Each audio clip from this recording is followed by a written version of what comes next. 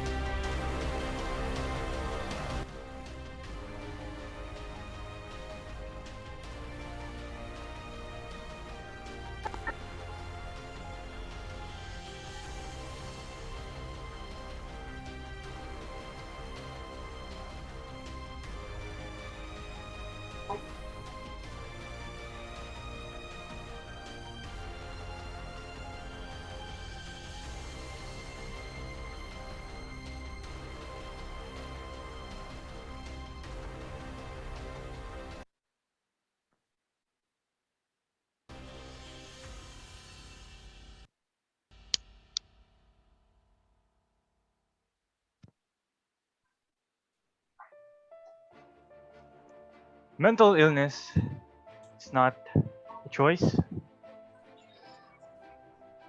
attention seeking, an insult, or an adjective. It is not something you can snap out of. Mental illness is not a crime, a weakness, a flaw in character, laziness. Mental illness is not fake. It is not all in their head. It is not an excuse. It is not funny, and it's not made to be a joke. It is not trendy or cool. Mental illness is not just a pace, discriminative, the same for everyone, less important than other illnesses. Let me share to you the poem by Erin Hansen entitled Not. It goes like this. You are not your age nor the size of the clothes you wear. You are not the weight or the color of your hair. You are not your name or the dimples in your cheeks. You are all the books you read and all the words you speak. You are your croaky morning voice and the smile you try to hide. You're the sweetness in your laughter and every tear you've cried. You're the song you sing so loudly when you know you're all alone. You're the places that you've been to and the one that you call home. You're the things that you believe in and the people whom you love. You're the photos in your bedroom and the future you dream of. You're made of so much beauty, but it seems that you forgot when you decided that you were defined by all the things you're not. Just in case you forgot, Erin Hansen's beautiful poem is here to remind you. Sometimes, although I'm not, obscure whatever beat of what I am, I will reread this poem throughout the days of this week, and I need of such words as this. May thanks Jensen for sharing this. Oh, how true. We certainly do have a way of forgetting the important things in life that really counts. We should not be defined but we should not be defined by our looks, but by our behavior. Absolutely. Just need a reminder now and then. Good afternoon to you, fellow Siaans. I am Jensen Benedict de la Cruz from BSAET 1A together with my partner. Hello everyone, I'm John Kelly Basa from BS81A and we are your hosts for today's webinar. So, Kelly, how is your mental health after the midterms? Have you been stressed lately, frustrated, or even exhausted? Yes, Jensen, last November 8 to 12 was our midterm examination and was one of the stressful week for me and I know my fellow Shaans feel the same way. But still, we as the courageous students of this academy, we keep striving to be better in terms of academics. There is this saying, no, by the famous Winston Churchill, that success is not final, failure is never fatal. It is the courage to continue that counts. We are thankful that SIAA gave us the opportunity to experience and talk about our mental health. Yes, partner. I am glad to know that SIAA have their concerns about their students' well-being. Moving on, may we request everyone to keep their silence and bow their heads, for we're about to reach out to our lords for this program. After this, let's give respect to our Philippine national anthem.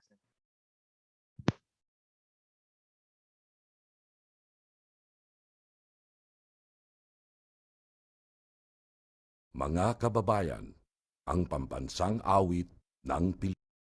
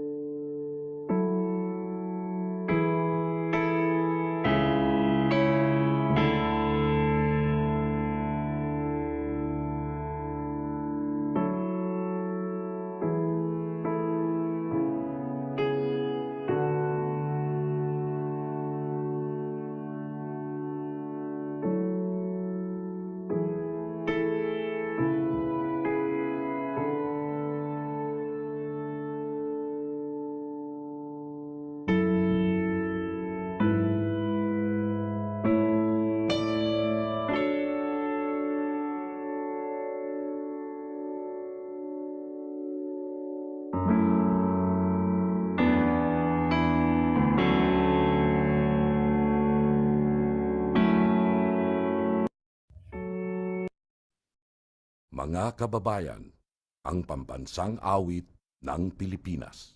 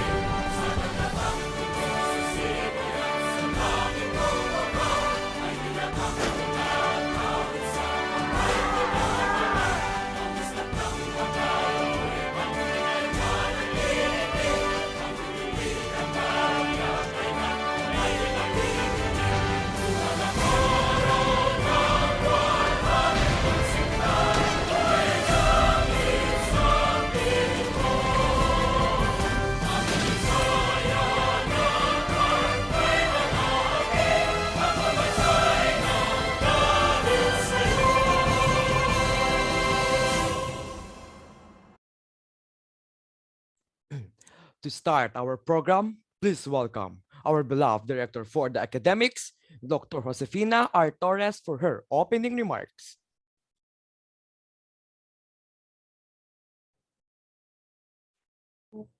Magandang hapon sa inyong lahat.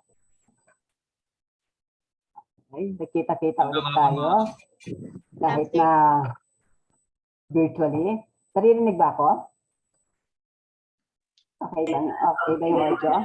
Yes, ma'am. Okay. Welcome to this webinar on understanding anxiety uplift awareness, and break stigma. Okay, let me first define some important terms that we will be encountering in this session. Pero alam ko i-explain din ito ng ating resource person mamaya. So first, mental health. Okay, na-mention na ng ating host ang mental health. Okay.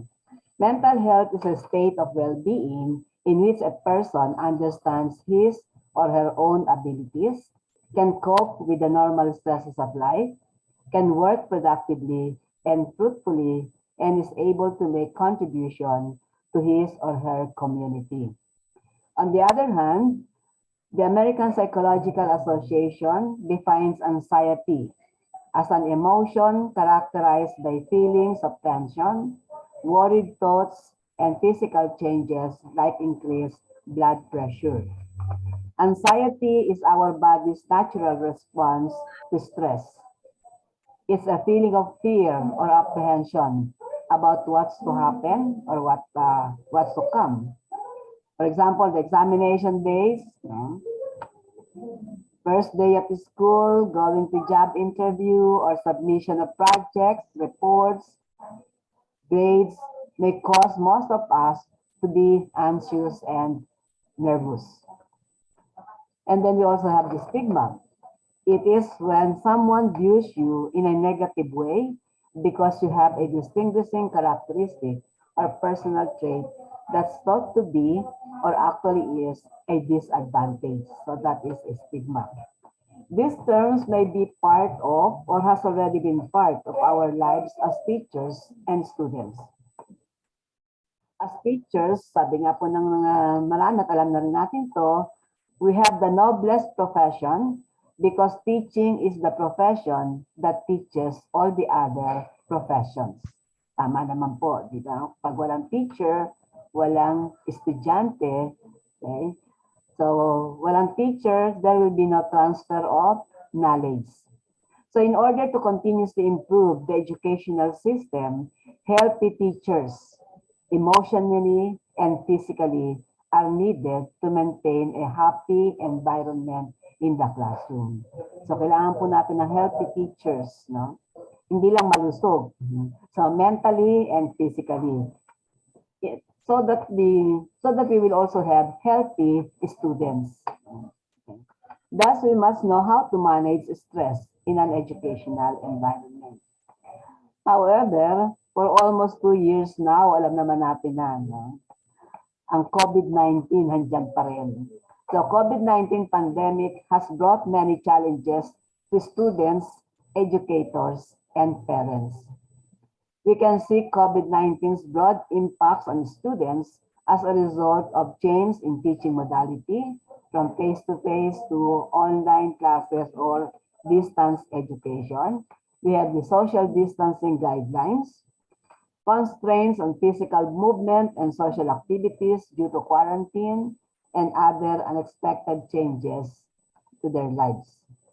Other effects of the pandemic include high level of anxiety and depression and documented stressors such as infection fears, frustration, boredom, financial loss, and stigma. Mental health issues, as you can see, are common and can affect any one of us, the students and the teachers. And I am sure you're aware of media reports on suicides committed by Filipino teachers and students as a result of the changes brought about by COVID-19 pandemic. Even in our own school, there are also reported cases of attempted suicide, depression, and anxiety experienced by some of our students. At hindi lang students, no? Some of our teachers also are experiencing anxiety, especially pag deadline na ng submission ng mga reports, ng grades, ng modules, etc. So, nagkakaroon din ng anxiety, na-stress din ng ating mga teachers. Hence, the conduct of this webinar is very timely.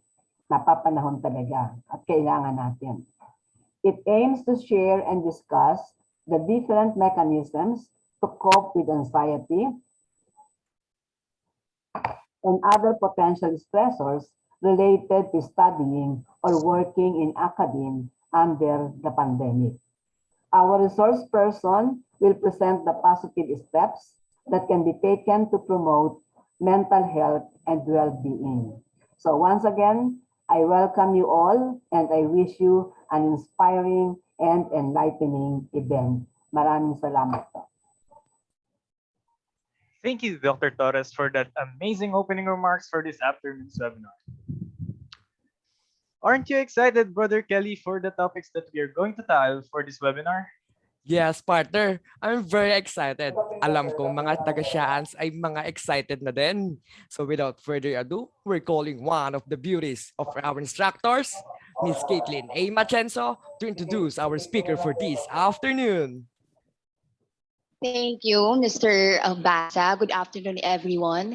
Now, let me introduce to you our guest speaker for today's webinar. He obtained a graduate level program leading to the degree of Master of Arts in Psychology, major in Clinical Psychology at De La Salle University in 2018. He also finished his Bachelor of Science degree in Psychology at San Sebastian College in 2014 with several recognitions, including a magna cum laude with high distinction, academic excellence in psychology, to name a few. To further advance his knowledge in the field, he is presently pursuing his postgraduate study, leading to the degree of doctorate in counseling with concentration in school and community counseling at De La Salle University, Dasmariñas. He worked as the Student Development and Welfare Office Coordinator at SAFAR International Aviation Academy from 2014 to 2018. He is a faculty and a program chair of Psychology Department, institutional coordinator for service learning program, and institutional coordinator for social engagement and advocacy of San Sebastian College. Part-time instructor at SAFAR International Aviation Academy. He is an educator and a mental health advocate. Let me introduce to you everyone, Mr. Pacifico Mike Jensen B, Master of Psychology. Thank you, Ma'am Caitlin Machenzo, and I was really surprised with our hosts. Napaka-energetic mga hosts natin. No? Very appreciative naman ako sa ganitong binigay na opportunity ng SAFAR International to share my my advocacy in mental health, no? Specifically about yung medyo affected tayo ng global health crisis.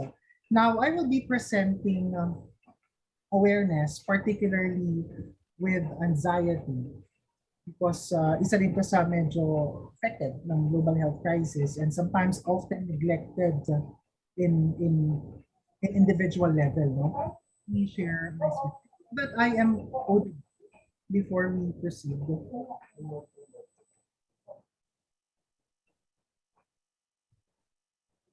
Can someone confirm if I am audible and if you can see my screen sharing now?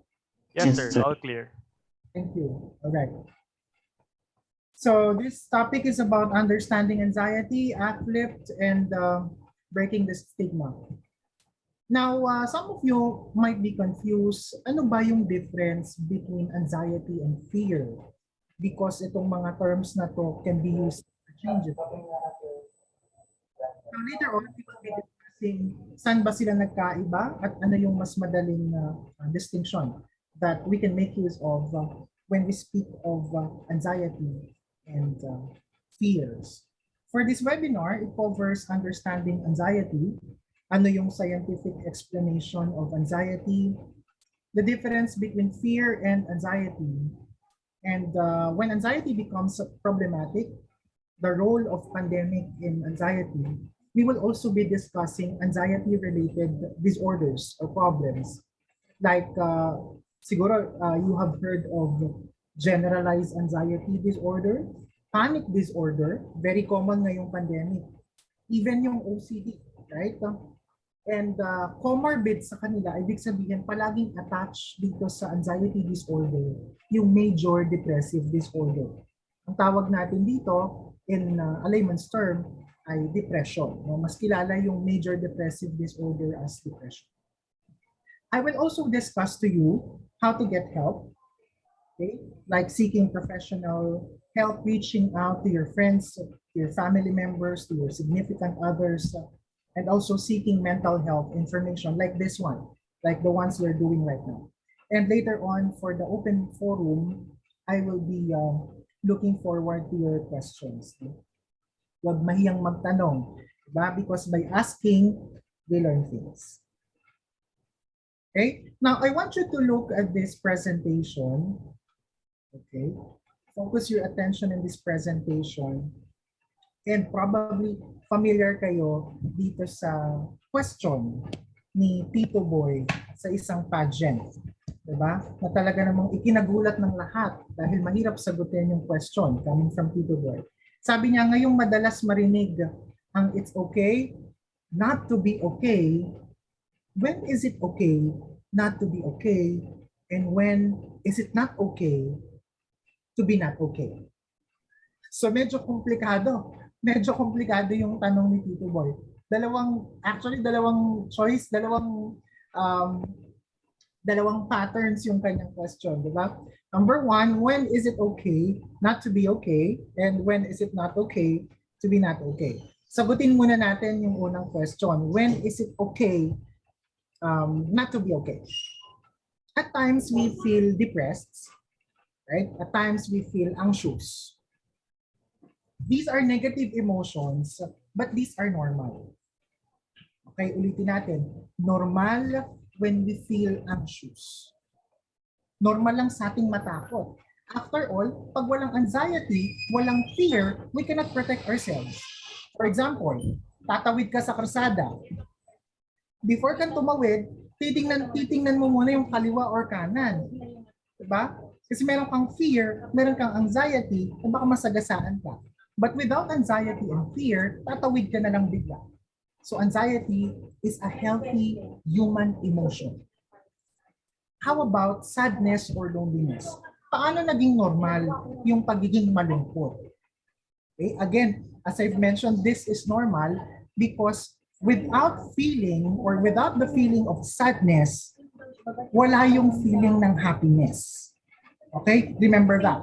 Hindi nyo alam, you do not know how does it feel to be happy when you do not know how does it feel to be sad. Mahirap i-compare, di ba? Kung hindi ka naman naka-experience ng sadness. Therefore, itong sadness na binabanggit natin, itong anxieties, fears, and worries, these are normal emotions. Lahat ng emotions na yan na-experience natin during the pandemic. And it's okay not to be okay. Not okay dahil meron kang feelings of sadness, not okay dahil meron kang feelings of anxiety and worries. Pero okay lang. Kaya nga sabi sa saying, no, it's okay not to be okay. Now, the second part of the question is that when is it not okay to be not okay? Kailan ba natin pwedeng sabihin na, itong nararamdaman ko ngayon, hindi na to tama. This is out of proportion. Mali na to. Something is wrong with me. Now, balikan natin yung dalawang emotions that we have mentioned. Sadness and anxiety. Pag occasionally, we feel sad. Pag occasionally, we feel anxious, okay lang. Pero kapag itong sadness and anxiety na to are overwhelming, persistent, and cannot be handled anymore, it becomes problematic. And that's the time that you need to ask for professional help. Now, meron tayong mga indicators. Paano ba natin masasabi? You might be questioning, sir, paano ba namin masasabi that our anxiety is normal, our feelings of sadness is normal, and yung sadness and anxiety namin ay hindi na normal. Ngayong pandemic, we have experienced shaking our concept. We have experienced loss of countless dreams, countless lives, and so on and so forth. Normal kasi pandemic, di ba? Pero hindi na yan magiging normal if these emotions are taking toll into your functioning. Hindi ka na number one, hindi ka na makakain ng ayos. You're thinking too much of your anxiety and your sadness, hindi ka na makakain ng ayos. That's number one. Pangalawa, hindi ka na rin makatulog. Pangatlo, may problema na sa relationship mo to other people. Not only limited to your family members, but also to other people or to your significant others. Ibig sabihin, kapag itong emotions na to, itong sadness, itong anxiety na to are taking toll, hindi ka na makakain, hindi ka na makatulog, ayaw mo nang lumabas ng bahay. These are problematic.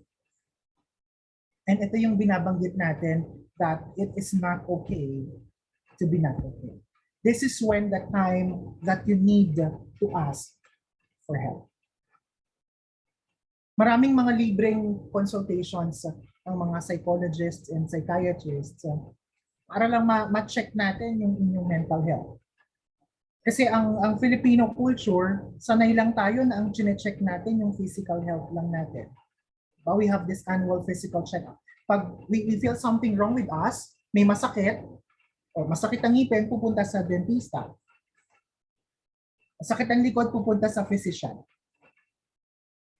Pero kapag merong intense sadness, hindi na lang pupunta sa psychiatrist or psychologist.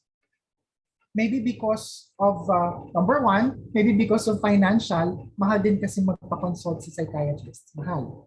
Pangalawa is that meron sigurong stigma. Meron pa rin stigma tayong mga Filipinos when it comes to mental health.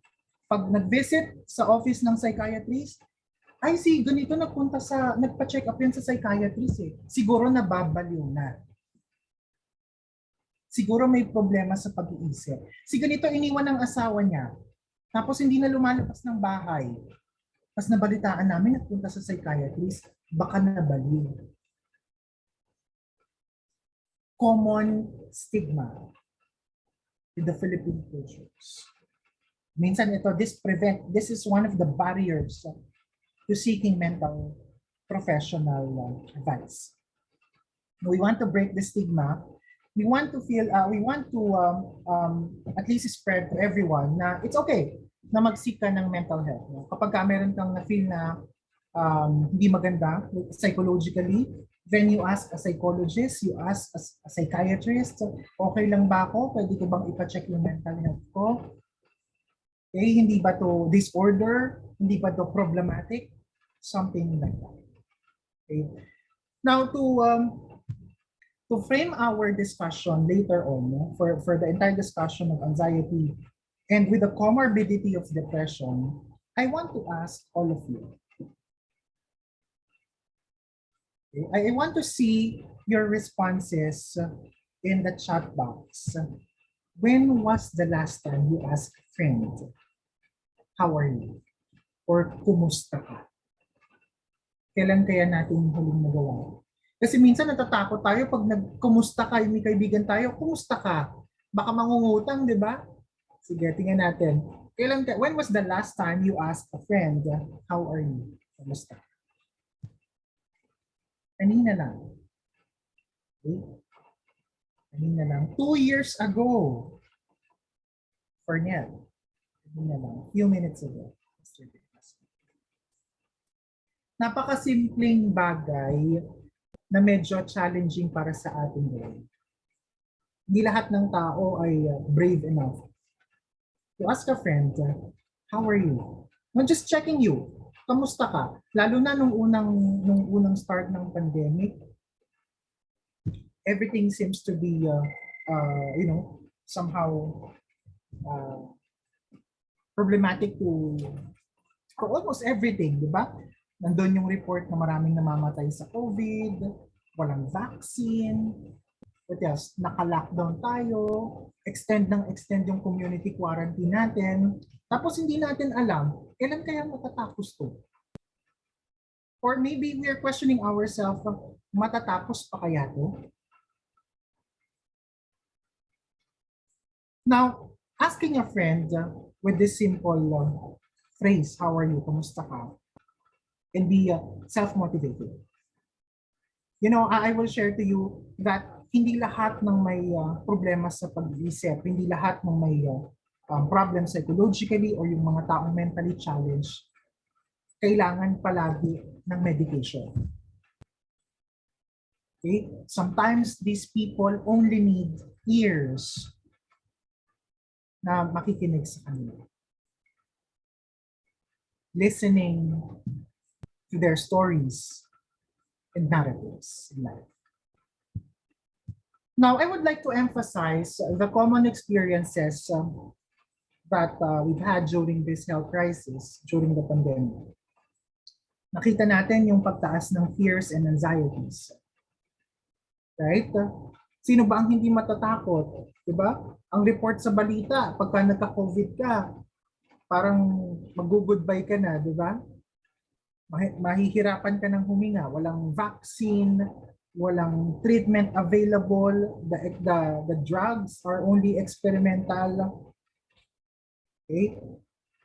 We also have seen increased rate of sadness and even depression.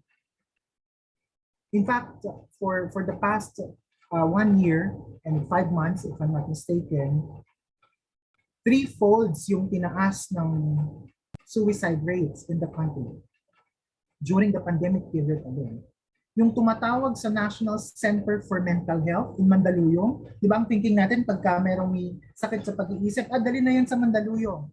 Yung ang tawag doon sa institution na yon ay National Center for Mental Health. Yung report nila, doble, triple yung tumatawag araw-araw, inquiring for assistance for fear, anxiety, depression, and even suicide. Doon pa lang sa rate na yon, makikita natin that pandemic is shaking almost everything sa atin. Pandemic has shaken completely our way of living. Lahat na bago. Sabi nga natin, nasa new normal tayo. Pero ngayon, we believe that this is not a new normal. This is a normal already. Because we have already adjusted. Ang new normal is yung announcement na pwede na mag-face-to-face class. That would become a new normal ulit. Kasi meron ng physical interaction. But the one we're doing right now, the virtual ones, hindi na to new normal. This becomes normal to us. Normal na sa atin, nakapag-adjust na tayo lahat. Then we have also seen reports on stress and trauma. For others, itong long journey ng pandemic, traumatic. Nawalan ng trabaho, nawalan ng kabuhayan, nawalan ng mahal sa buhay. And probably everyone would agree to me. May mga, na how painful it may be, makakakita kayo ng bata, maliit pa lang, nawalan ng magulang pareho. Diba? Dahil nasuccumb sa COVID-19, nanay at saka tatay, batang maliit pa. How would you explain to these children na dying is part of normal life? How can you motivate these children to move forward? How can you motivate the children or say to these children that everything's going to be fine? Wala na siyang parents. Mahirap gawin. Okay? We also experience grief and isolation because of the extended community quarantine para ma-mitigate at least yung pag-spread ng virus. No? But among the common experiences that I have mentioned to you, we will focus sa fears and anxieties. Now, all right. At this point, I would like to ask you, what do you think of anxiety? Is it normal or is it abnormal? Okay, I would be expecting answers from the chat box. Ano kaya itong anxiety? Normal ba lang to? Abnormal ba? Pag may anxiety ka, healthy ba to or unhealthy ba to? Ano kaya itong anxiety?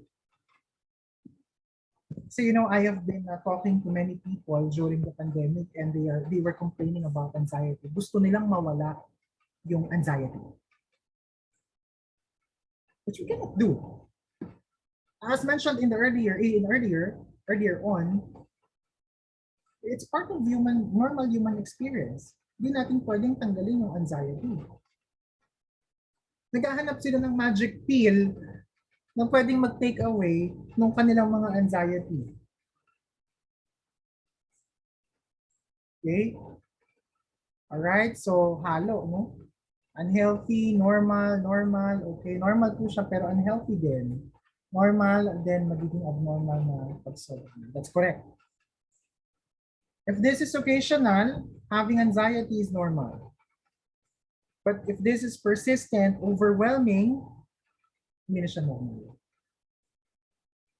Unhealthy na to. That's the time that you need to seek for mental health advice. Now, as mentioned by Dr. Torres kanina, the same definition from, this is the classic definition of anxiety coming from the American Psychological Association. It's an emotion characterized by feelings of tension, worried thoughts, physical changes in the body. Anxiety, my dear students, ay hindi lang nasa utak ng tao. May mga accompanied feelings din yan. Meron niyang mga bodily changes. If you feel anxious at times. Okay? All right. Now, when we speak of anxiety, palaging dumidikit yung word na fear. Kaya yung iba, medyo nahihirapan i-distinguish ano bang pinagkaiba ng fear sa anxiety. Let's make it simple, no? Ang pinagkaiba kasi nila ay masyadong komplikado, pero let's make it simple using these terms. Fear is present-oriented, anxiety is future-oriented. Okay, unahin natin yung fear. Kaya siya naging present-oriented, nararamdaman mo yung takot because the fearing object, the fearing situation is appearing before your eyes. Halimbawa, takot ka sa spider. Takot sa gagamba. Nakakita ka ng gagamba dyan sa harapan mo. That is fear. Present-oriented. Nandiyan. Present yung fearing object. Nakikita mo yung fearing object. Nakikita mo yung fearing situation. That is fear. Anxiety, on the other hand, is future-oriented. Wala yung fearing object, wala yung fearing situation, but you feel worried. Okay? Takot ka sa spider. Nasa second floor ka ng bahay nyo. Patay ang ilaw, bumaba ka. Ayaw mong bumaba kasi baka may spider. That is anxiety. Future-oriented. Wala pa yung fearing object, wala pa yung fearing situation, pero takot ka na. That is anxiety. Kadikit ng anxiety yung uncertainty. Because we're uncertain of things, we feel anxious. Okay, I hope that by now, klaro sa atin ng fear and anxiety. Again, pag sinabing fear, it is present-oriented. Nandiyan yung fearing object kung saan ka takot. Ang anxiety, wala yung fearing object pero you feel worried. Okay? Alright. When anxiety becomes a problem, yung tao nakaka-experience ng excessive anxiety, overwhelming, and persistent anxieties. May mga conditions wherein sa halos lahat ng bagay, anxious yung tao. Imagine how debilitating is that.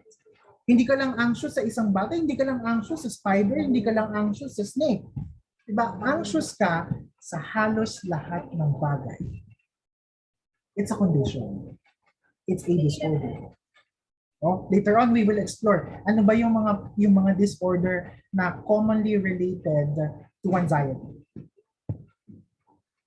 Now, let's talk about the implication of COVID-19 for mental health. So I've mentioned tumaas yung suicide rates, tumaas yung reports on anxiety, tumaas din yung report ng depression. Now, palagi nating dinidikit yung anxiety sa depression. You might be wondering bakit sinama ko yung depression in my presentation.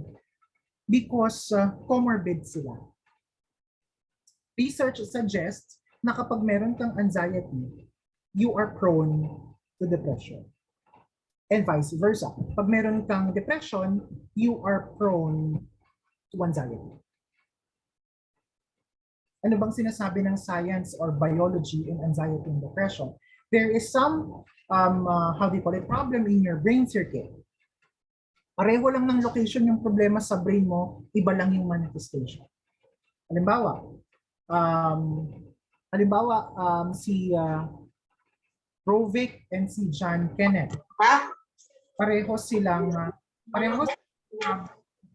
when it comes to amygdala, for example, a part of the brain that's responsible for emotion. Nung nag-progress yung problem sa amygdala, si Rovic nag-develop ng anxiety. Knock on wood, this is only example. Si John Kenneth naman, nag-develop ng depression. Parehong problema, pareho yung root ng problema, pero iba lang yung manifestation. Yung sa kanya, anxiety, yung sa isa naman, depression. Kaya hindi natin mapaghiwalay yung mga taong diagnosed with anxiety disorders and yung mga taong diagnosed with depression. Because most of the time, or most often than not, people with anxiety disorders are also diagnosed with major depressive disorder or depression. Okay? But again, not all the time, no? Not all the time. Now, I would like to mention that among the disorders, lahat ng psychological disorders, itong anxiety and even depression, yung pinaka-treatable. Okay? Highly treatable ang anxiety, even depression. So wag matakot mag-seek ng help, diba? Kasi mamamanage mo yung symptoms. Now, because of the pandemic, because of the implication of pandemic or COVID-19 pandemic for mental health, we have observed, the following common anxiety-related disorders. We have observed increase in the generalized anxiety disorder. Okay. We have observed increased rates of people with panic disorder and even people with obsessive compulsive disorder. And all of these are comorbid with major depressive disorder or depression. Umpisahan natin, isa-isahin natin. Ano ba yung characteristic ng mga disorders na minention natin na present na yung pandemic? When we speak of generalized anxiety disorder, the essential feature is excessive anxiety. Take note of the word, excessive. Anxiety and worry about a number of events or activities. Sa halos lahat ng bagay. Ayaw nang lumabas ng bahay kasi natatakot na may mangyari sa kanya. Bawa, ayaw makipag-usap sa iba, ayaw nang lumabas ng kwarto, natatakot makipag-usap kasi baka makaroon siya ng COVID. Natatakot lumabas ng bahay kasi baka paglabas niya may biglang bumaril na lang sa kanya. Natatakot tumawid kasi baka masagasaan. Almost everything. We call it generalized anxiety disorder. The intensity, duration, and frequency of the anxious thoughts and worries is out of proportion.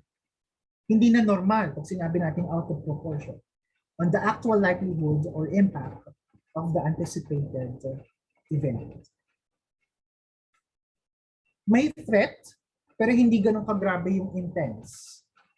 Pero yung reaction mo grabe. Kung kahit na lesser lang yung intensity nung impact sa'yo, nung situation, nung fearing situation, or nung fearing object, yung reaction mo doon is out of proportion. Okay? Halimbawa, naka-lockdown, walang nadaan na sasakyan. Okay? Kasi nung araw, di ba, pag sinabing lockdown sa atin, as in sarado, wala talagang travel. Okay? Kung meron man, essential lang. Tapos ikaw ayaw mong lumabas. Kasi feeling mo pag lumabas ka, kahit itapak mo lang yung paa mo sa labas ng bahay, masasagasaan ka na. Your fear, your anxiety, and worry, again, are out of proportion. Takot ka sa halos lahat ng bagay. Okay? Another common disorder that we have observed na merong increase when it comes to rates, siguro, probably, siguro aware kayo dito, no? Or familiar kayo with panic disorder. Isa rin yan sa common ngayong pandemic. When we speak of panic, this refers to a sudden and repeated panic attacks, episodes of intense fear and discomfort that reaches a peak within a minute, during which time individual experiences physical symptoms, sometimes accompanied by the fear of losing control or dying. Pagka nagkaroon ka ng panic attack, you feel like you're on the edge. Parang feeling mo mamamatay ka na. Because one of the manifestations of panic disorder is difficulty breathing. But the difficulty of breathing is created by the brain, not created by by external factors, not by COVID, not by a disease, but created by your way of thinking. Kasi nasunod meron ng mind over matter, di ba? Pag inisip mo yung isang bagay sa katawan mo, mataas yung chance na mangyayari. Pag inisip mo yung bagay na parang hindi ako makahinga, parang hindi ka talaga makahinga. Ang problema with panic disorder, it becomes a vicious cycle. How can I illustrate? Imagine like this, no? Itapat nyo yung microphone sa speaker. Di ba magbabounce back yun? Tapos lalakas ng lalakas. Ganun yung panic. Ganun yung panic disorder. Marami yung mga sinusugod sa ospital, sa emergency room, kasi nagiging unconscious. Hindi makahinga. Pag hindi, feeling nila hindi makahinga, nagiging unconscious, dinadala sa emergency room, pagising, walang sakit. Ni-refer ng doktor sa psychiatrist. Walang COVID, walang pneumonia, walang bronchitis, walang asthma, wala. Pero it was just simply created by the brain. That is panic disorder. Ang problema, talagang ngayong pandemic, magiging nightmare para sa mga taong may panic disorder. Kasi one of the telling factors when we say na severe yung COVID is difficulty in breathing. Hirap kang huminga. Tapos pag feeling mo hirap kang makahinga, kakabahan ka na kasi feeling mo may COVID ka. Pag kinabahan ka, feeling mo mamamatay ka na. Diba? Mahihirapan ka lalong huminga at magiging vicious cycle. It's a panic disorder. Now, question, meron bang treatment for panic disorder? Of course. There's a treatment for panic disorder. Treatments are available for those with panic disorder, even for those with generalized anxiety disorders. Yung pagka-panic natin, normal to normal sa atin. Kasi at times, pagka napupush yung ating adrenaline, talagang nagpapanik din talaga yung mga tao o yung isang individual. It's normal na we feel panic at times, but again, if itong panic na to ay sudden, repeated, highlight natin yung repeated, and you feel discomfort, it becomes a disorder. Maybe, or probably some of you is also familiar with what we call obsessive compulsive disorder, OCD. I know you're familiar with OCD. And people experience unwanted and repeated thoughts, feelings, images, or sensation. These are obsessions. And engage in behaviors or mental acts, compulsions, in response. Itong disorder ng OCD ay may dalawang part. Obsession at saka compulsion. Unahin natin yung obsession. Obsess ka doon sa mga unwanted and repeated thoughts. Like for example, obsess ka doon sa thoughts na masusunog yung bahay. Masunog yung bahay namin, baka masunog yung bahay namin pag hindi ko ginawa to. Now, in response, para at least ma-relieve yung iyong obsession, yung iyong anxiety, magkakaroon ka ng compulsion or ng behavior. I-engage mo yung sarili mo sa compulsion or mental acts para at least ma-relieve yung iyong obsession thoughts. Kung ang thinking mo palagi, baka masunog yung bahay namin, baka masunog yung bahay namin. Ang ginagawa ng may mga OCD, o di ba, paulit-ulit nilang pinapatay yung kalan. Paulit-ulit pinapatay yung ilaw. Okay, we call it OCD. There is obsession, merong unwanted thoughts doon sa brain, at para ma-relieve yung worry or unwanted thoughts sa brain, i-engage siya sa different behaviors or methods. Now, paano ngayon na amplified ng pandemic yung obsessive compulsive disorder? Marami sa mga cases ng OCD, okay, ay related sa germs, contamination. Okay? Contamination ang tawag natin in clinical term. So yung mga tao, feeling nila madumi yung kamay nila or feeling nila madumi yung part ng katawan nila, huhugasan nila ng huhugasan. Eh, pagka-ugas nila, feeling nila, parang madumi pa ulit, hugasan ko ulit. Eh di ba ganyan yung ating health protocol ngayon sa COVID? Paulit-ulit tayong ugas ng kamay, di ba? Right? Kasi part ng health protocol yan eh. Talagang mas lalong naging anxious yung mga tao. Ulit-ulit.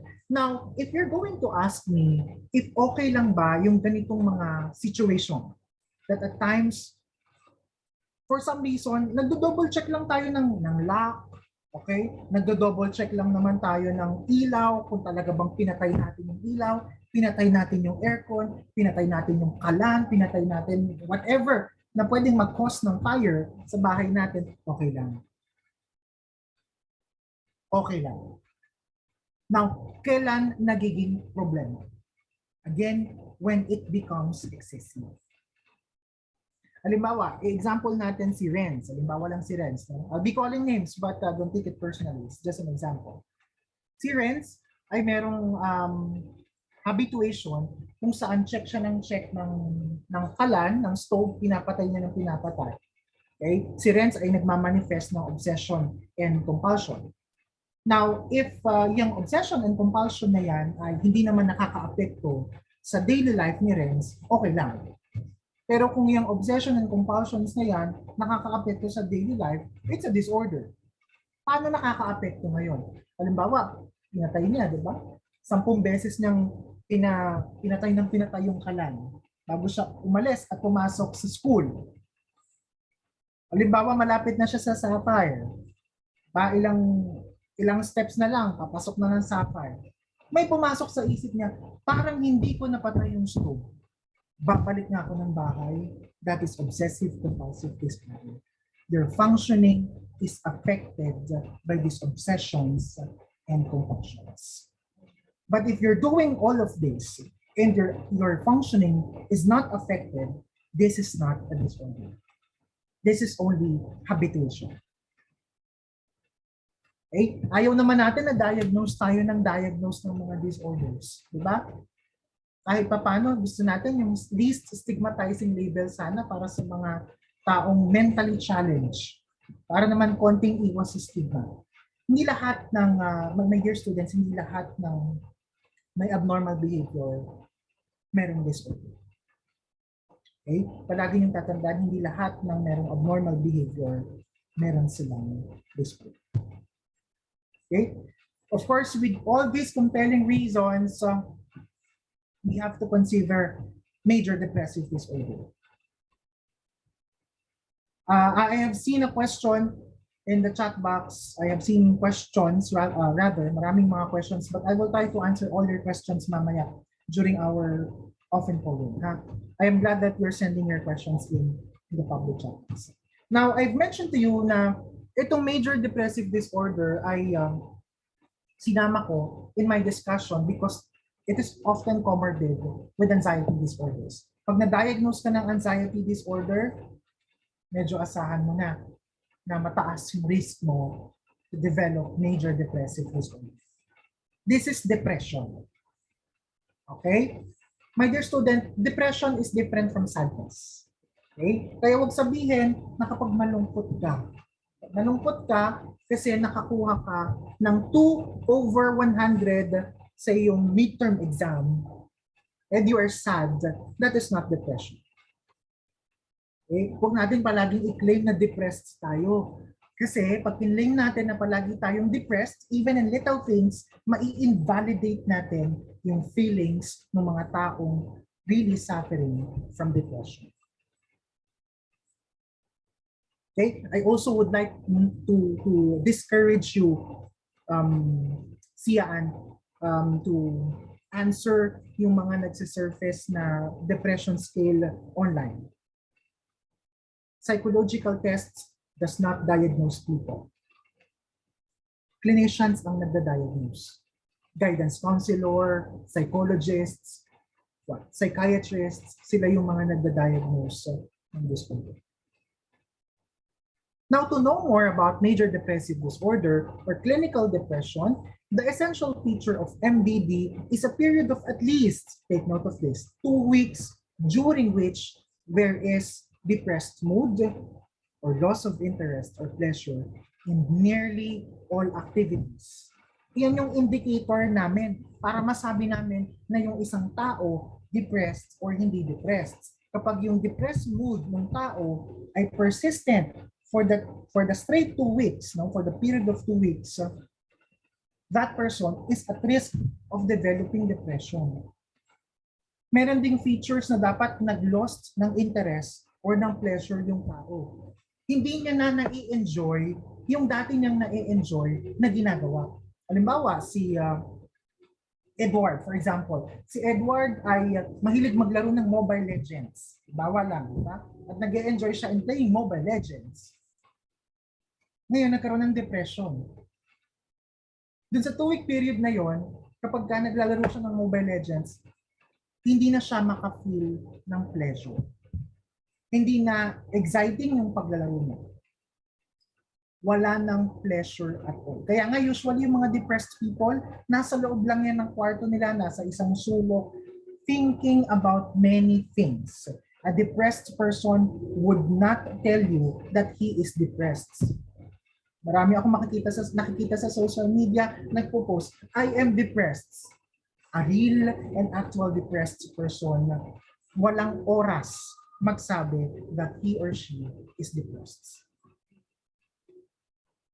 Okay? Lahat ng pleasurable na bagay, hindi na pleasurable sa mga taong may depression. Ang eating is a pleasurable thing because it releases dopamine kapag tayo kumakain. Pleasurable yun. Pero pag yung taong depressed kumain, walang pleasure. Kaya ayaw na lang. Ang pagkakaroon ng sexual intercourse, that is also pleasurable. Pero nawawalan din ng pleasure sa sexual intercourse yung mga taong may depression.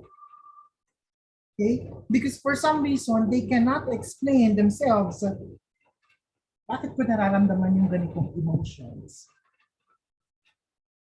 Walang pleasure, walang gana, walang motivation. Imagine niyo, itong mga taong may major depressive disorder, anxiety, pag mulat ng mata nila sa umaga, anxious thoughts, depressive thoughts. Bago isara yung mata nila sa gabi, ganun pa din. No wonder these people are at risk of suicide. Okay? Itong mga bagay na to, medyo often neglected natin ngayon, no? But, well, thanks to pandemic din siguro, because we learned something from pandemic, di ba? Thanks to pandemic, ang tao natuto sa mental health.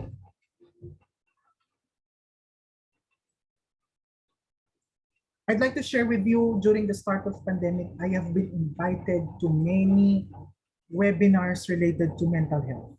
Minsan 3 sa isang buwan, minsan sunod-sunod talaga, di ba? Consistent.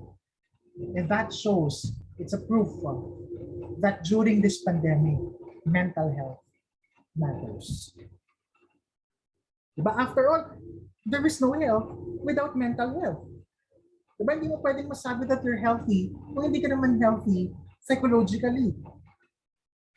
Minsan ang gauge lang natin ng pagiging healthy is yung katawan natin. Ayun yung physical, yun yung nakikita natin. But have you asked that person, how are you?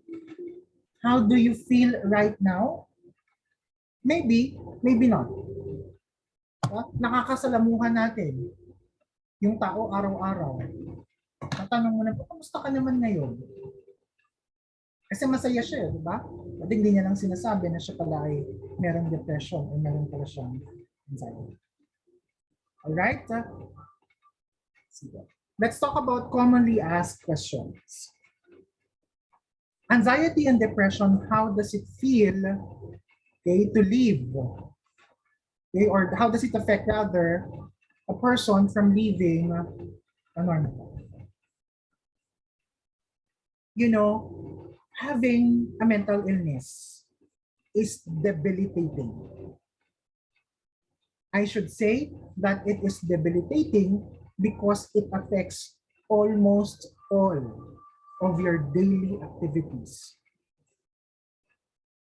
Lalo na yung mga merong severe cases. Diba? I've mentioned, pagkagising mo pa lang sa umaga, yun na yung thoughts mo agad. Bago ka matulog, ganun na rin yung thoughts mo.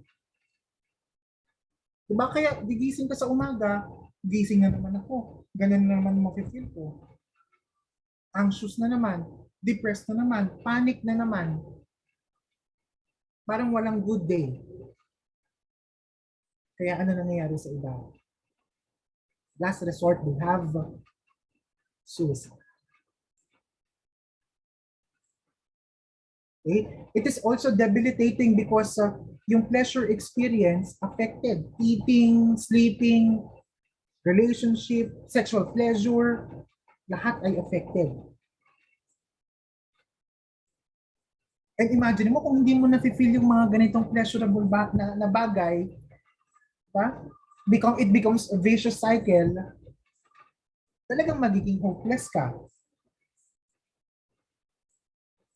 Kaya mga taong may anxiety disorders, particularly anxiety problem, they want na mawala yung anxiety nila.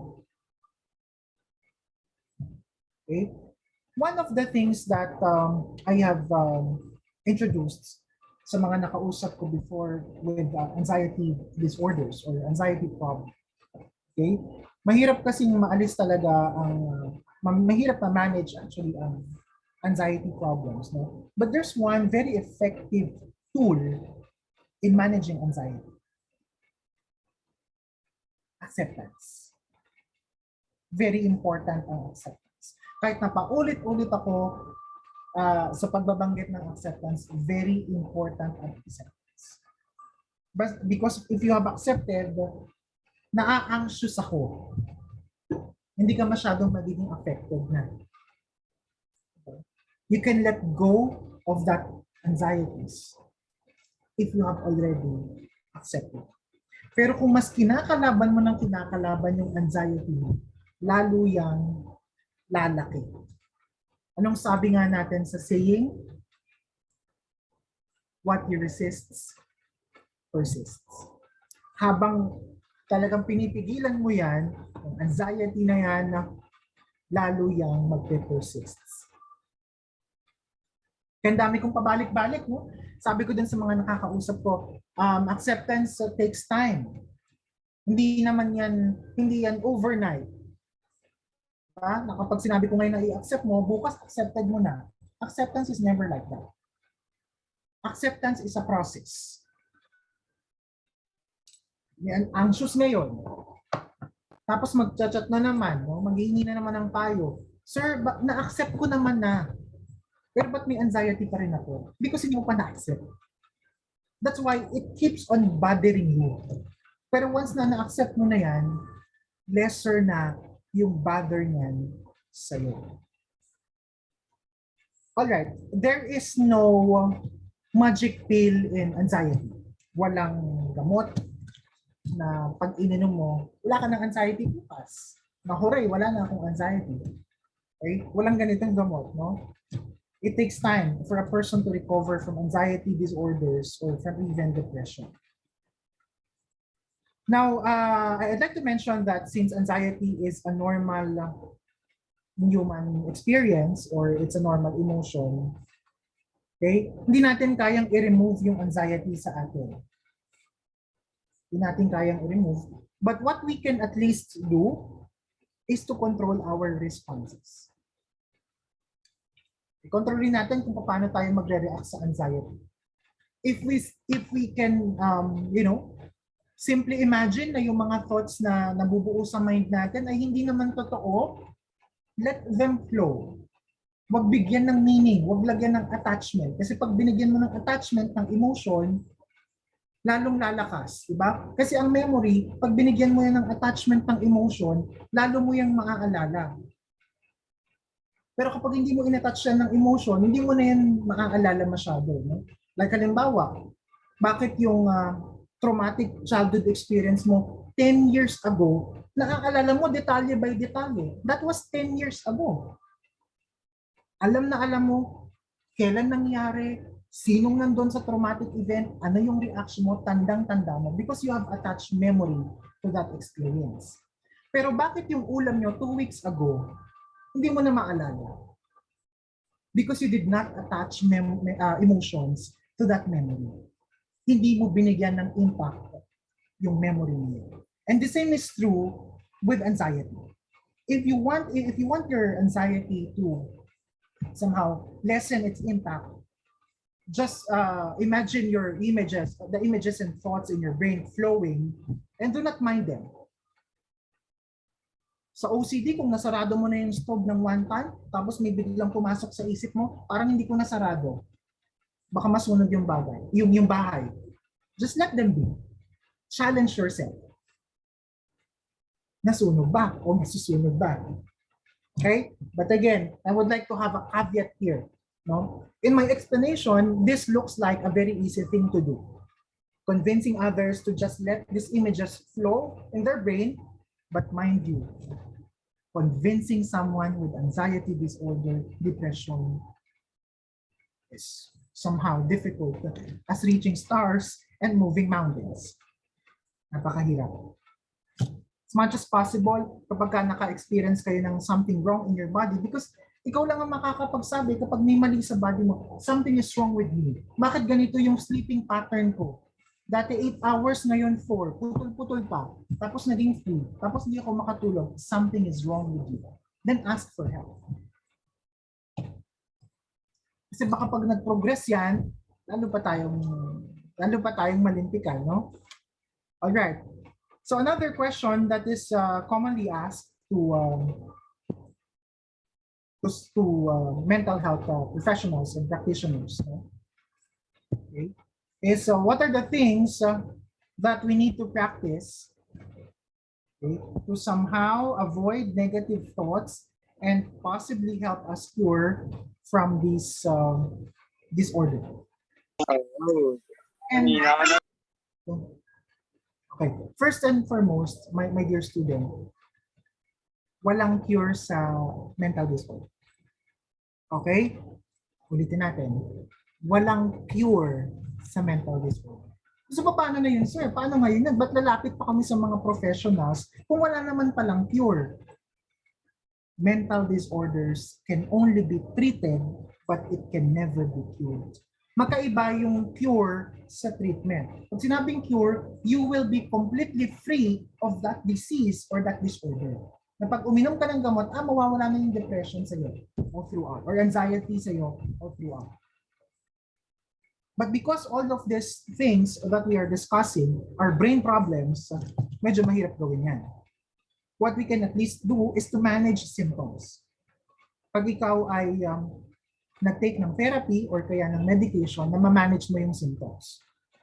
And pag na-manage mo yung symptoms, hindi ka na sad, hindi ka na anxious masyado, okay? Hindi na affected yung iyong day-to-day living, then you can live a normal life. That's our target. We can target ng mga mental health practitioners to help people to live a normal life. Kasi ang anxiety and depression, episodic. Pwedeng okay ka ngayon, after 3 months, may relapse na tinatawag. Uulit-ulit. Babalik. Taas yung chance na ganun yung mangyari. Okay? Alright, so as mentioned, ano ba yung pwede natin gawin para somehow ma-avoid natin yung negative thoughts and somehow matulungan kang ma-manage yung symptoms mo. Number 1, reach out and stay connected. Getting support play essential roles in overcoming anxiety, even depression. How can you do that? Reach out to your family members. Tell them that I'm not feeling okay. Tell your friends, yung closest friends mo, na I have this. Meron akong sakit na ganito. Huwag matakot. Huwag matakot, my dear students, because having mental disorder does not make you less of a person. Tao pa rin naman, di ba? Meron ka pa rin namang ability, may trait ka pa rin naman. It doesn't make you less of a person. Of course, another thing is to make or to do things that make you feel good. Get moving. Isa sa mga binibigay na interventions sa mga may anxiety problems is to make a structures or daily structures ng kanilang buhay. Naka-structure yung kanilang ginagawa. 7 o'clock magbe-breakfast, 8 o'clock attend na klase, 9 o'clock magbe-drawing, 10 o'clock maglalaro, 11 o'clock pupunta sa ganitong bahay, 12 o'clock kain ng tanghalian. May structure para yung brain mo hindi idle. Kasi pagka idle yung brain mo, mag-iisip ka na naman ng mga anxious thoughts. Iniiwasan natin yun para maging lesser yung impact ng anxiety sa iyo. Kapag hindi mo masyadong iniisip, magiging lesser yung impact. Kaya naman, karamihan sa mga medications na binibigay sa may depression and anxiety, may kasamang ay kayang mag-induce rather ng sleep. Kasi pag nakakatulog tayo, nag-rest yung mind natin. Okay? So 1, reach out. Pangalawa, do things that make you feel good. Pangatlong pinakamahalaga na dapat yung tandaan is take care of yourself. Because without taking care of yourself, you cannot do the 2 I have mentioned earlier on. Without taking care of yourself, you cannot take care of others.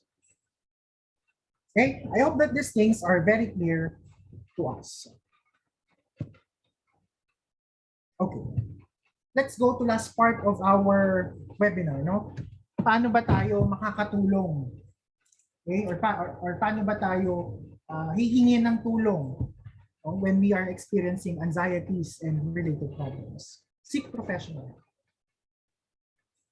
Madaming libre na psychologists, guidance counselor, what else? Psychiatrists, libre yung kanilang services. Okay?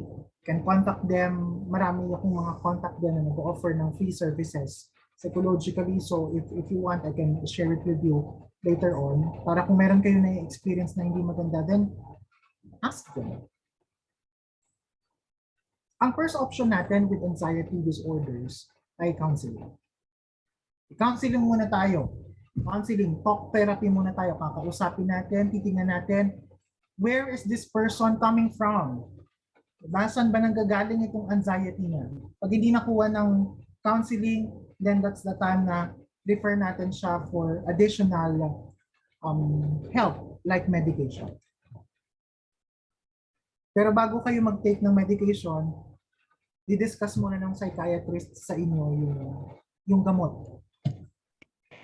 Yung mga gamot, yung mga binibigay na medication sa mga tao mentally challenged, may side effects. Kailangan discuss yun sila. Like for example, yung mga antidepressant, if you're familiar with antidepressant, yung mga fluoxetine na yan, if you're familiar with these drugs, these are antidepressant. Ang unang effect ng antidepressant, since it tries to balance chemicals in your brain, parang magugulo yung brain chemicals mo. For the next 3 to 4 weeks, you will feel highly depressed. Parang ang taas-taas ng depression mo habang nag-antidepressant ka, yung unang take mo, because the drug is working on. Nagtatrabaho yung drug, tinatry niyang i-balance yung brain chemicals yung chemicals sa brain mo para bumalik sa dati. Okay? Pero yung unang linggo, yung unang mga weeks ng pagtitake mo doon, may side effect. Kailangan aware ka doon, kailangan yung family aware. Doon yung times na nagme-medication ka na, pero bakit nagkakaroon ka ng suicidal thoughts? Okay, suicidal ideation, suicidal plan, suicidal attempt, or whatever you want to call it. Again, may mga side effects kasi yung medication, no? At walang magic pill, ha? Hindi pag inom, magaling na bukas. Pag hindi nag-i-improve, dosage, i-increase yung dosage. At never would you do, if you are under medication, never would you do, i-stop mo yung medication mo suddenly. Kasi baka magkaroon ka ng withdrawal symptoms. Okay? So ask your psychiatrist, pwede ko na kayong at least babaan yung dosage kasi okay ka na, you feel better, wala na yung mga depressive moods, wala na rin yung anxious thoughts, unti-unti nag-i-improve na yung iyong well-being. Pwede kaya na unti-unti, mas maganda, no? In clinical practice, mas maganda yung pababa ng pababa, yung dosage. Hanggang sa itigil mo. Pero kapag yan tinigil mo, baka may withdrawal symptoms. Parang yung cigarette. When you are somehow, ang tawag dito, addicted to smoking. Pag yung addiction mo na yan, nagsismoke ka na for what? For years. Pag tinigil mo yan suddenly isang araw, hindi ka na magsusmoke. Kung maninibago yung katawan mo, magkakaroon ng withdrawal symptoms yan. At nakita nyo ba yung in-interview sa Jessica Soho? Yung parang yung isang tatay sabi nung ni Jessica or nung team niya, bakit hindi nyo itigil yung pag-iinom? Kasi pag hindi raw siya nag-iinom, hindi siya makatulog. That is withdrawal symptoms. Pag tinanggal mo yung alak doon sa katawan ng tao, na nasanay na yung brain niya doon sa chemical na yon, maninibago yung brain.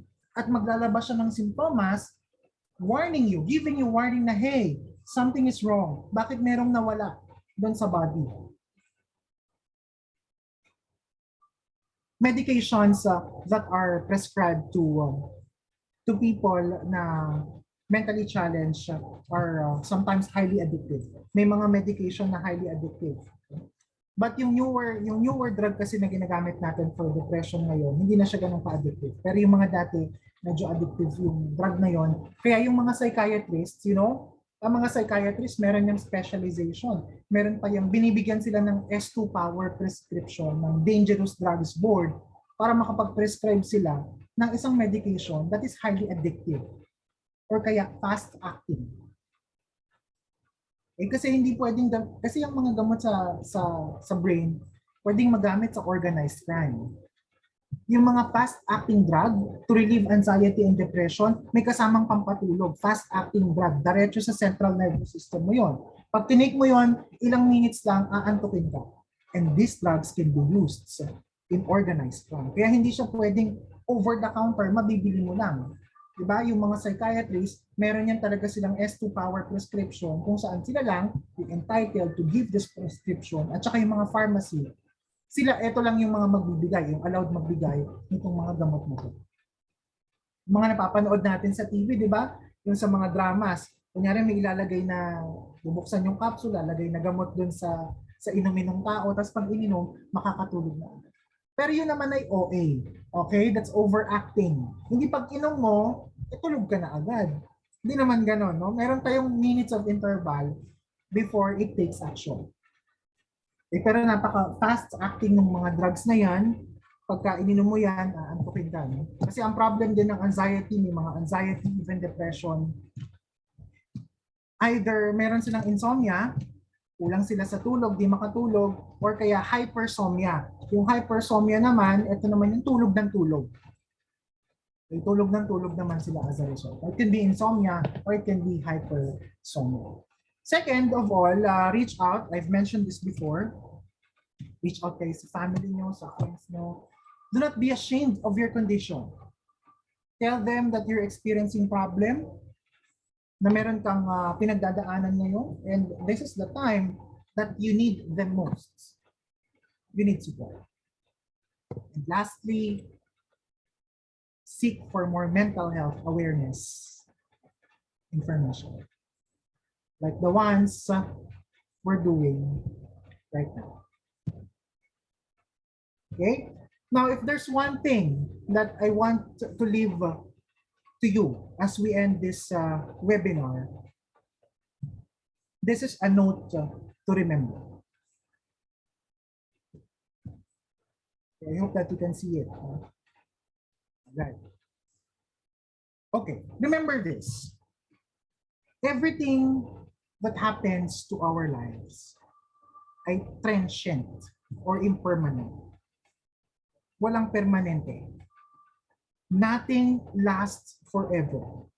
Because change is inevitable after all. Good times come to an end.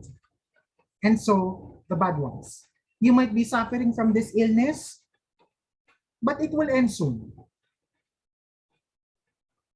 Just always remember, everyone, always remember, when carrying a great weight, pag mabigat na, this too shall pass. I appreciate your invitation and thank you for having me here in your mental health webinar. Remember also that there is no health without me.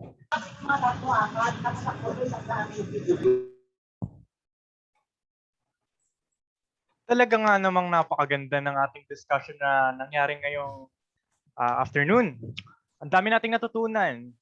I consider this a breakthrough para sa mga student ng Sapphire International Aviation Academy at alam natin na nagki-care ang school or ang institute para sa mga students nito. So, big thank you to you, Sir Mike Jansen, for the remarkable discussion. How about you, Kelly? Did you enjoy our discussion? Yes na yes, brother Jensen. Grabe naman yun. When it's not okay, not to be okay. And when it's not okay, to be not okay. Grabe yun.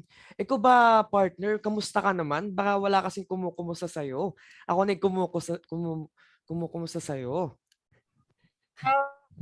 Okay naman ako at na-appreciate ko yung pangangamusta mo sa akin, partner. Ngayon, meron tayong mga katanungan mula sa mga schoolmates natin at ating talakayin yan. Yes, partner. Kanina kasi si Sir Jansen na nagtatanong sa atin. Ngayon naman, tayo naman na magtatanong para sa kanya.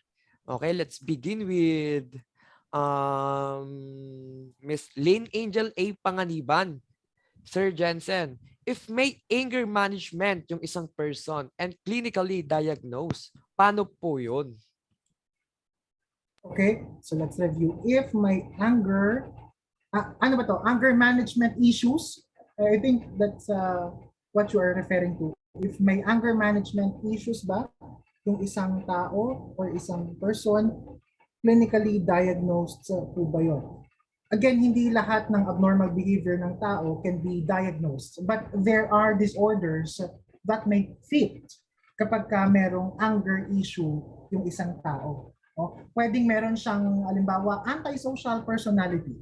Okay, are you familiar with antisocial personality? I know that you're familiar with Ted Bundy. Are you familiar with him? Okay, yung parang palabas na yun sa Netflix, no? Si Ted Bundy raw ay merong antisocial personality disorder. Meron siyang problem with aggression. Meron siyang problem with anger. Now, hindi porket may issue tayo with anger, meron na rin tayong diagnosis. But what is important most is that when you feel something is wrong with you, then you seek for help. Hindi kinakailangan na meron kang diagnosis. And probably all mental health practitioners would agree to me. Hindi kailangan ng diagnosis. For as long as the person is experiencing a problem, then we help. It's something like that. Yun. Okay. Mula kay Edward Punla, paano naman po kung ang isang tao ay hirap i-open sa iba ang mga problema? Paano po ang pwede nating move or gawin para i-comfort ng isang student in a way na hindi po tayo makaka-offend or hindi po natin sila ma-overwhelm? Okay. So, good question. Right. Now, I would like to emphasize, kapag yung tao ay hindi komportable mag-share, hindi natin pwedeng pilitin. Okay? Huwag pipilitin. Kasi kung doon siya mas komportable, na hindi ko na lang siguro i-share ko sa iba, then let them be. No, pero kapag nakikita natin na nahihirapan na yung tao, we offer help. Okay? We offer help. Ang sasabihin mo ngayon is that, how can I help you? Kung ayaw magsabi, di ba? Ayaw magsabi, ayaw magsalita. O di ikaw na ngayon na magsabi, how can I help you? It's a matter of questioning. Diba? It's a matter of questioning. Parang pag, halimbawa, yung teachers ninyo nagtanong, diba? Do you have question? Parang intimidating yung tanong na, do you have question? Pero kung yung isang teacher, ang tanong niya, do you have question? What questions do you have in mind? In the way of compared sa do you have any question, what questions do you have in mind, mas better yung pangalawa, di ba? So it's something like that. It's more of questioning. So again, pagka ganito yung mga scenario, you ask the person, how can I help? Yun. Huwag pilitin, partner. Hayaan sila ang mag-ano. Okay? To our third question from Daryl Perez. Paano po mawala sa isang tao ang anxiety, lalo na kapag maraming problema? I think we've mentioned this before that anxiety is a normal emotion. Hindi na natin yan mawawala sa atin. It's part of our human experience. Pero kung gusto mong maging lesser yung impact ng anxiety sa iyo, you have to accept it. We have to accept, my dear students, that life comes with problems. Diba? Ang buhay palaging may problema. After all, pag ang buhay walang problema, life becomes boring. But there's nothing to look forward to. Kung lahat ay perfect, wala nang development na mangyayari sa tao, imagine a life. It would become a very boring life. Okay, mula po kay Neo Baragi. Good day po. When is the right time to seek professional help if we do think we have anxiety or we know someone who is experiencing anxiety? Okay. Again, as mentioned before, kapag ka yung anxiety ay excessive na, kapag ka ito ay overwhelming, persistent na, that's the time that you need to seek for mental health advice. No? Ibig sabihin na apektuhan na nito yung iyong psychological functioning. Okay? Pero kung manageable pa naman sa'yo, di ka pa naman ganun ka-affected, okay lang, no? You can manage it yourself. Baka yung simpleng coping mechanism lang ang kailangan, or kaya naman, you only need someone ears who will listen to you. Yun. Ito naman po from kay Rizzy Castillo. Sir, question. Pag po ba abnormal na yung anxiety since wala siyang gamot? Dapat po ba mag-agree sa sinasabi ng person with abnormal anxiety para lang malesen yung pain or isipin niya? Ano? Can you repeat it? Sir, question po. Pag po ba abnormal na yung anxiety since wala siyang gamot, dapat po ba mag-agree sa sinasabi ng person with abnormal anxiety para lang malesen yung pain or isipin niya? Okay. So you mean you have a friend? Ganun ba yung konteksto? Meron siyang kakilala na merong anxiety disorder, tapos merong sinasabi at yung tao na yun parang gusto niya na laging mag-agree sa kanya. That's how we conceptualize this question? Is that correct? Something like that, no? Well, hindi naman natin kailangan, to answer that question, hindi naman syempre sa lahat ng pagkakataon, mag-agree tayo sa lahat ng sinasabi ng tao. Diba? After all, it's us, diba? Meron tayong sariling perception, meron tayong sariling pananaw sa mga situation, but the best thing probably that you could somehow tell this person is sabihin sa kanya na again, if you need help, kung meron kang problema, then I offer myself, I extend a helping hand para tulungan ka whatever problem you are encountering. Right? You don't have to agree to almost everything na sinasabi sa atin.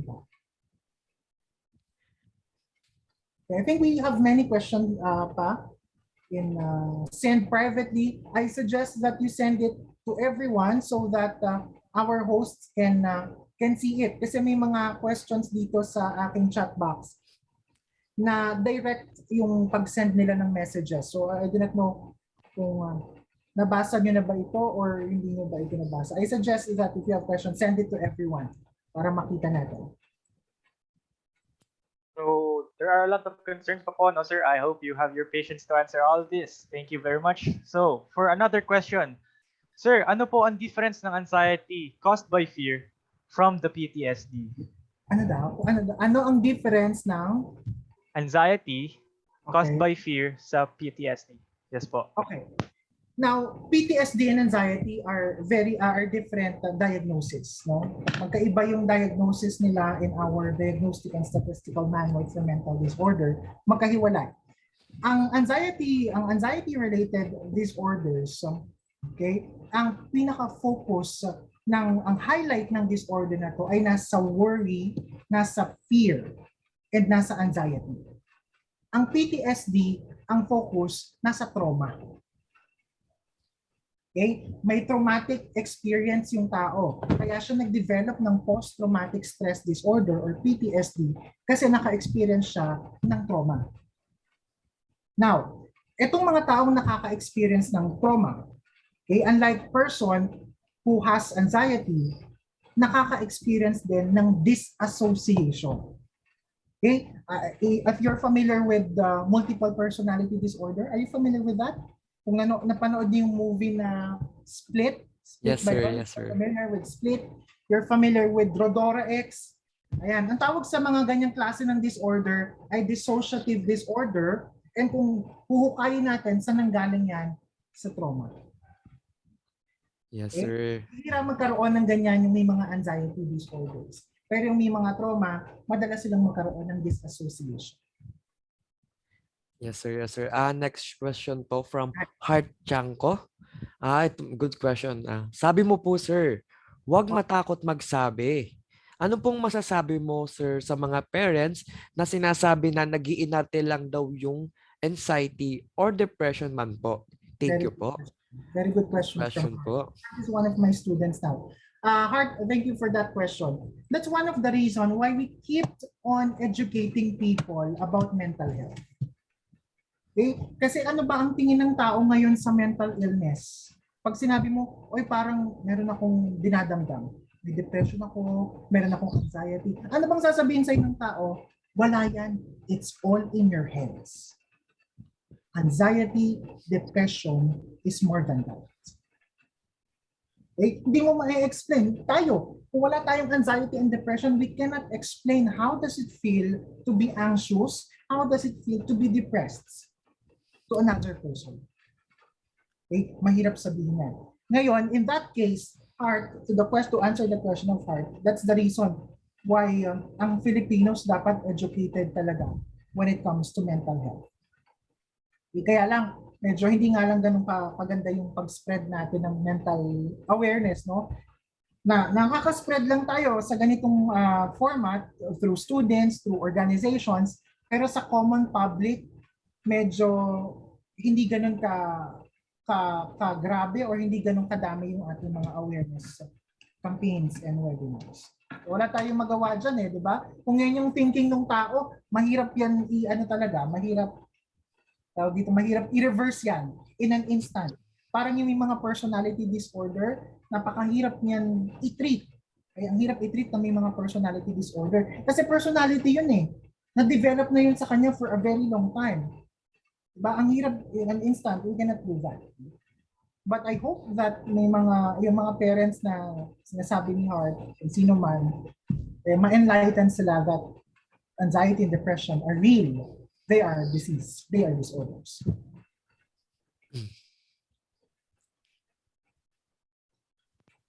Okay, for the last question, for the meantime, do most people with depression attempt to commit suicide? Okay. From MacNeil. All right. Hindi lahat ng mga tao, to answer that question, hindi lahat ng tao na may depression or anxiety ay nagko-commit ng suicide. Okay, depende sa severity ng disorder yung pag-trigger ng suicidal ideation or suicidal plan. And in fact, hindi rin naman, in the same degree, hindi rin naman yung may mga disorders ng depression and anxiety yung prone din sa suicide. Even yung mga taong may bipolar disorder, prone din yang sa suicide. Even yung mga taong may shared psychosis, if you are watching the Netflix series, what's this? The House Secrets, The Death of Burari Family, if you are watching that, that's an example of shared psychosis. Diba? Nag-suicide silang 11-member family. Wala naman silang depression, wala naman silang anxiety, but yet lahat ng members of the family committed suicide. Hindi lahat ng mga tao na may depression and anxiety commit suicide. In fact, may mga tao na ang tawag namin highly functioning. Ibig sabihin, kahit na may depression, kahit na may anxiety disorder, nagpa-function like a normal human. Okay. Thank you, Mr. Pacifico, and thank you, schoolmates, for Yes. questioning or having concerns about your mental health. But for now, let's move on to the next bit, which is the presentation of certificate.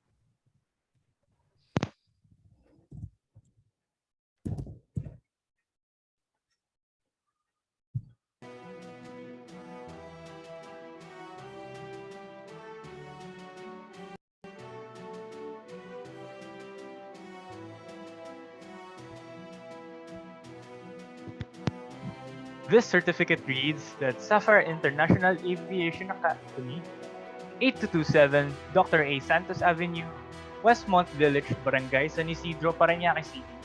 This certificate of appreciation is awarded to Mr. Mike Jansen Pacifico for sharing his knowledge and expertise as a speaker during the Mental Health Awareness webinar with the title Understanding Anxiety, Uplift Awareness and Break the Stigma, given this 19th day of November 2021.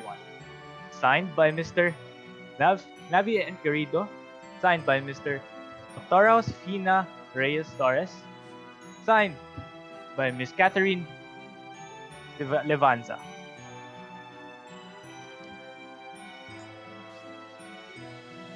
Let's move on to the closing remarks with Mr. Narvi Garrido.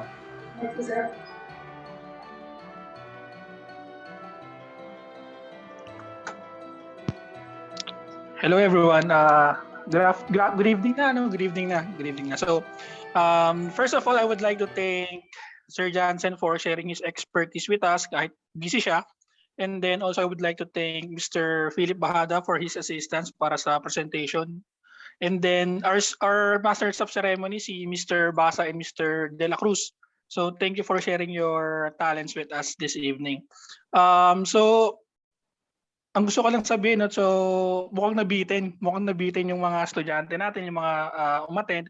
So titignan natin kung pwede tayong magkaroon ng part 2 nung mental health webinar natin since napapanahon nga siya, and yun, so since napapanahon nga siya. So yun lang, no. To officially end our webinar, I will be posting the attendance and then the evaluation form on the chat box. So I hope everyone will submit and fill up the forms, no. So that's all. Thank you, everyone.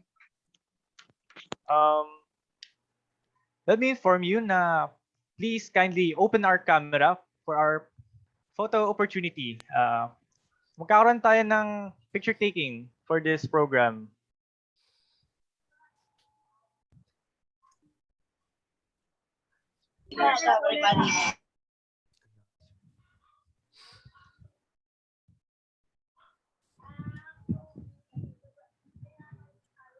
And also, please be guided that check your chat box for your attendance and evaluation. Don't forget to fill out those information given.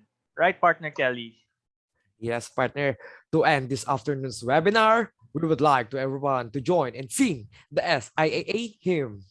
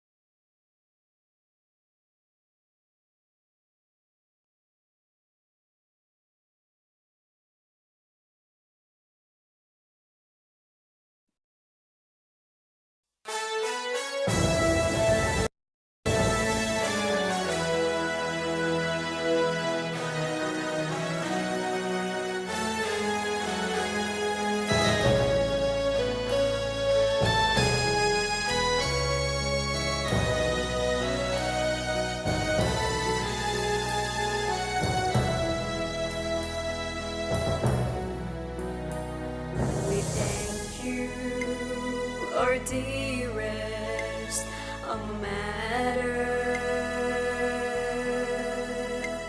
For the guidance in marching forward, you're our beacon.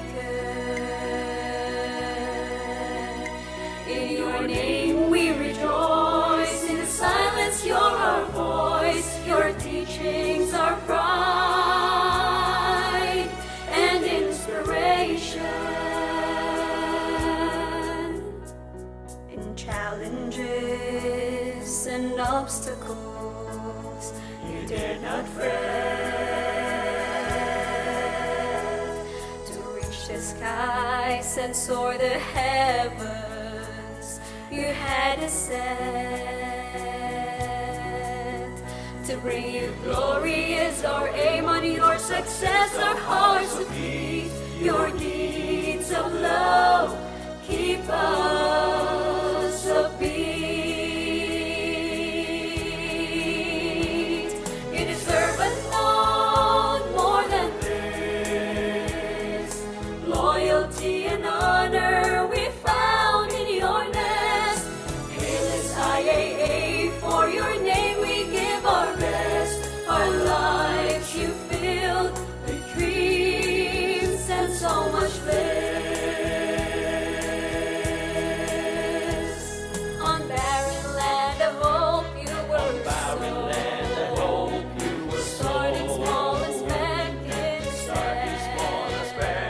In the light of little seed you have grown into a glorious tree, noble and grand. You deserve a throne more than this. Loyalty and honor we found in your nest. Hail is IAA, for your name we give our best. Our lives you fill with dreams and so much bliss. You deserve a note more than this, and we could only muster songs of praise. Sapphire International Aviation Academy, cradle of wisdom, the perfect home for me. SIAA, for you we strive, strive to fly high. Hail to be our alma mater. Hail, hail, hail.